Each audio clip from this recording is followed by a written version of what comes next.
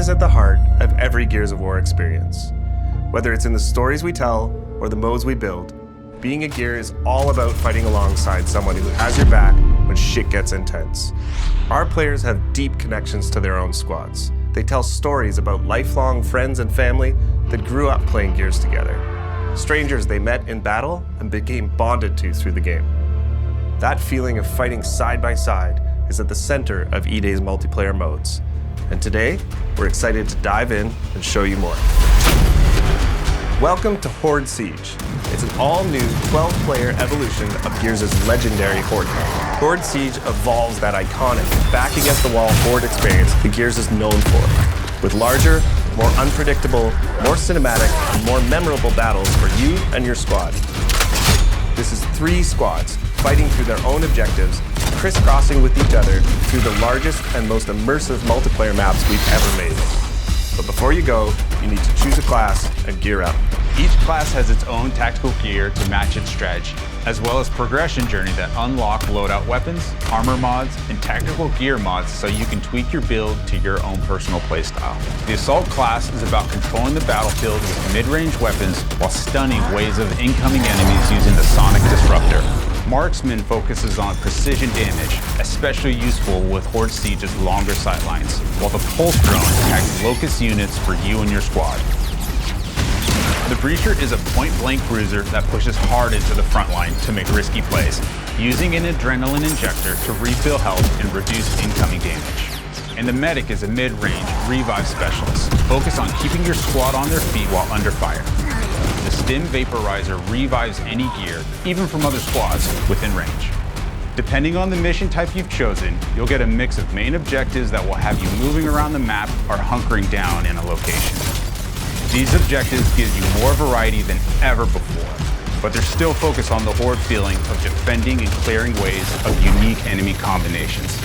In Horde Siege, this means securing and protecting rigs, large COG recon devices that have been deployed around the city to scan and map out the enemy's underground tunnel network. They are critical to the defense of Kelowna, but have the unfortunate, noisy side effect of attracting locusts whenever they're activated.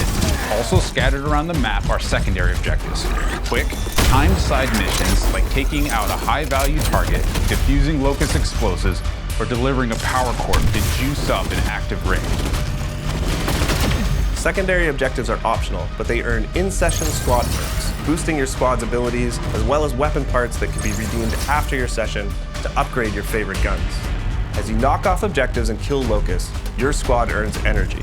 This can be spent at supply caches. There, you can upgrade squad perks, grab equipment like grenades, sentry turrets, and razor mines, change your loadout on the fly if you need a different weapon. Your objectives will often have you cross paths with other squads, and these are really unique, kind of magic moments in Siege, like running into another squad's defensive setup and helping take out some of their waves, or when you both get assigned positions near each other, it can set up a joint kill zone.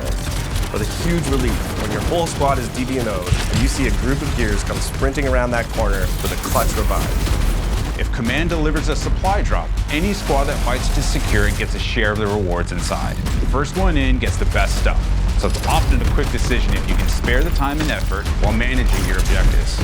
But the most intense multi-squad action hits when our bigger boss appears on the map and things get even tougher. Invasions can happen at any time during a mission.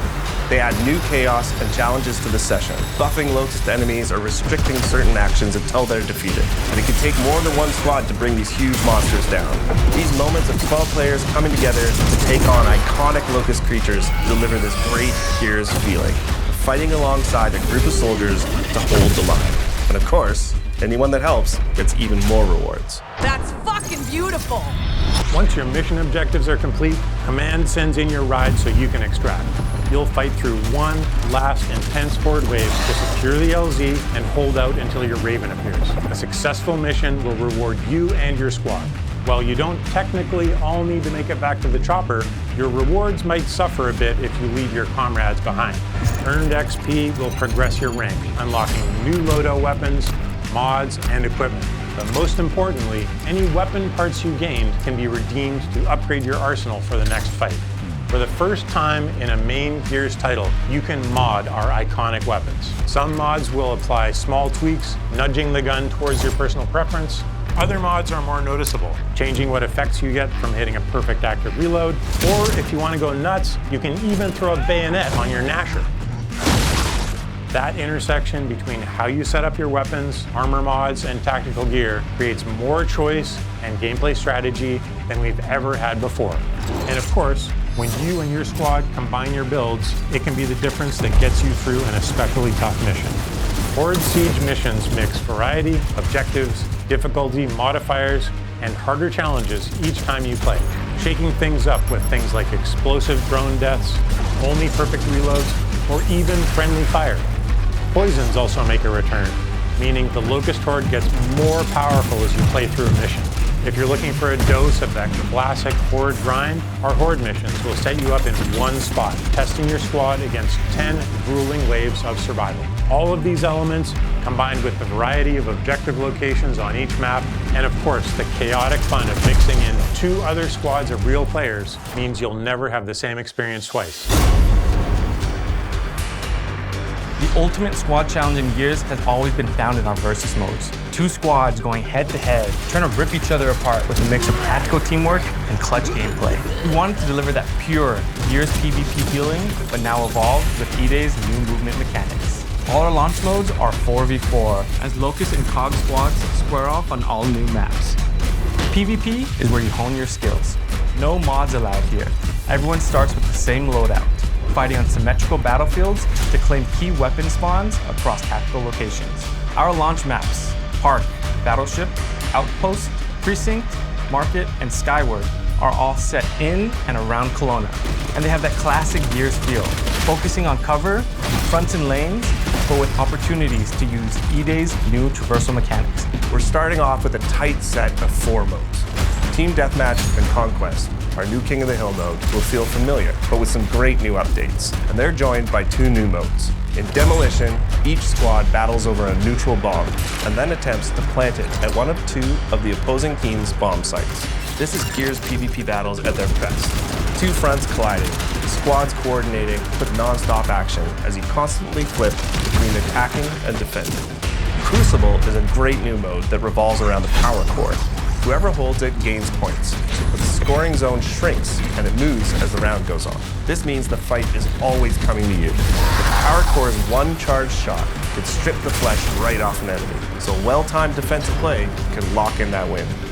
After launch, we'll be adding in new maps, modes, and events to keep things fresh, including some favorites that we're excited to bring back. Gears of War Eday is a new game, built from scratch to feel like Gears, play like new. So whether you're a Gears veteran or jumping in for the first time, it was important to us that there was a place to get familiar with the gameplay mechanics. Our short bootcamp tutorial will walk you through the basics, but we've also included a combat training space where you can test out weapons, movement, and even go up against some short Locust encounters to get some reps in. We have pre-made control schemes for all types of players. If none of them fit you perfectly, you can always customize one to your liking. When you're feeling ready to pop some heads, Versus is set up with 2 main ways to play. Jump into social to get into the fight and roll through some matches. Or you can even choose a playlist to play against bots as you continue to train your skills. If you're feeling up to it, join Ranked to get sweaty and test yourself in more competitive playlists while earning exclusive rewards. Almost all our character skins are based directly in the lore, themes, and events of the Gears universe. Our legendary skins are a bit more over the top, celebrating gritty and imaginative designs inspired by the vibes of our brand. When it comes to collecting and growing your own collection of customization items in Eday, we've taken a more old-school inspired approach. That means nearly every single piece of customization in Eday can be earned by just playing the game. You'll unlock new items through completing seasonal and event challenges, unlocking achievements, and by earning medals from our classic medal system. Everything else can be obtained by completing matches and earning coins, which unlock items in the barracks. We'll have a few things that are pay-only, but they're limited to our premium edition items and charity or partner content like the Ride the Lightning weapon skin set we've created in partnership with Metallica. Every season, we'll grow our lineup of COG and Locust characters, as well as adding new weapon skins, poses, customization elements, challenges, medals, and events. All of this is to say, there's no battle pass, no pay to win, no bullshit. Play what you want, chase the unlocks you think are the coolest, and we'll have themed seasonal updates that bring in loads of new kick-ass content. Horde Siege and Gears Versus. Epic PvE battles and tight PvP combat that deliver on that intense Gears action in a totally new game. So grab your squad and join the fight. Early access to the open beta begins August 6th on Xbox, PC, and Steam. And we can't wait for you to get your hands on Gears of War Eday. We'll see you on the battlefield.